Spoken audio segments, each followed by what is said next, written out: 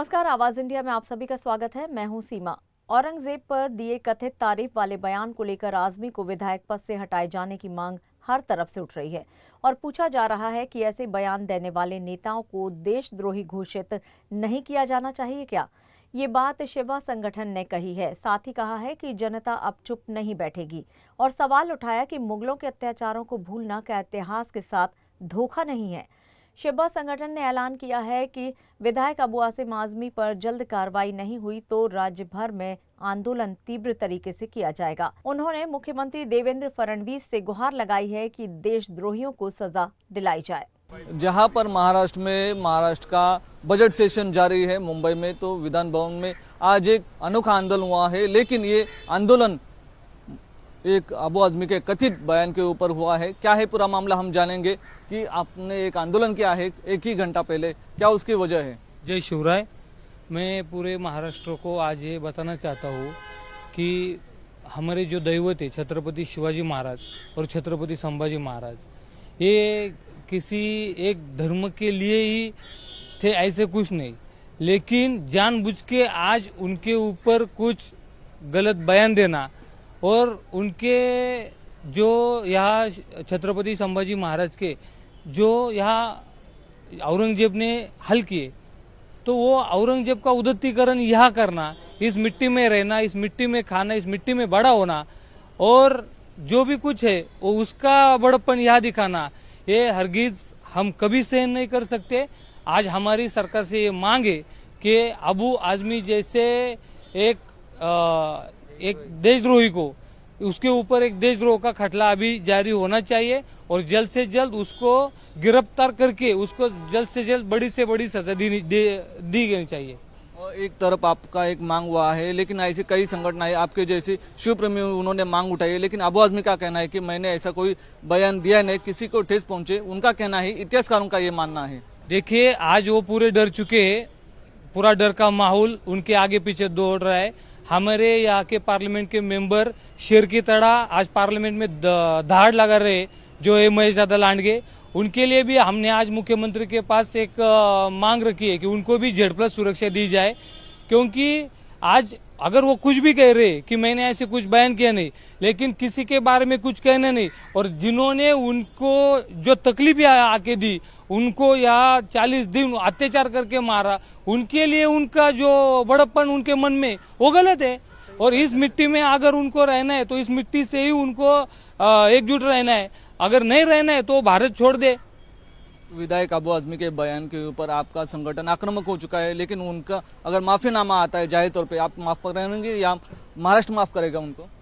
महाराष्ट्र उनको कभी माफ नहीं करेगा, क्योंकि क्या है, पिछले बार भी उन्होंने ऐसा गलत बयान दिया था, वंदे मातरम कहने को मना कर दिया था।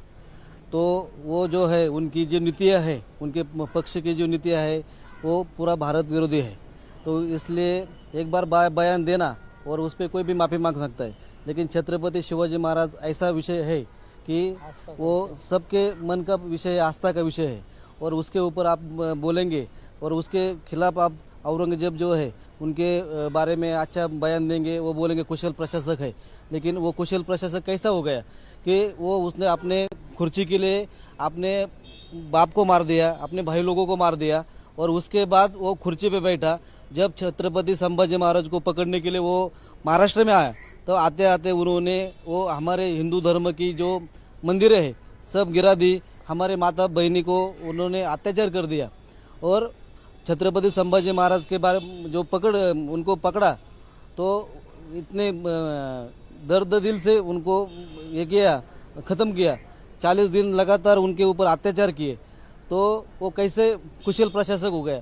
तो ये बारे में जो महाराष्ट्र की जनता है वो अबू आजमी को कभी माफ नहीं करेंगी, कभी माफ नहीं करेंगी।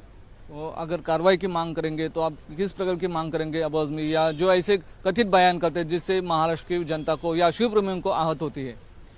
देखिए, वो उसने जो बात करके वो देशद्रोह का जो उसने अपराध किया है, उसके लिए उस पर जो देशद्रोह का आरोप होना चाहिए, उसके ऊपर वो गुना दाखिल होना चाहिए कि जो संभाजी महाराज के ऊपर ऐसा बोलता है।